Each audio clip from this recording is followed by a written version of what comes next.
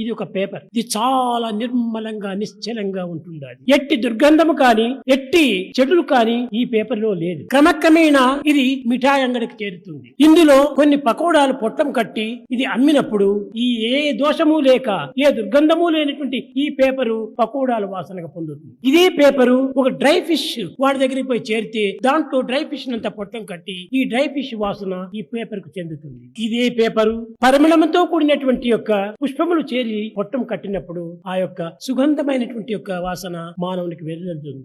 కనుక ఈ మంచి వాసనకు చెడ్డ వాసనకు ఈ పేపరా కారణం కాదు. కాదు, ఈ పేపరు ఎట్టి సంబంధాన్ని పురస్కరించుకొని చేసుకున్నదో దాని సంబంధమే ఈ పేపర్ కు చెందిపోతుండాలి. దీనిని పురస్కరించుకొని tell me your company, I shall tell you what you are అన్నారు.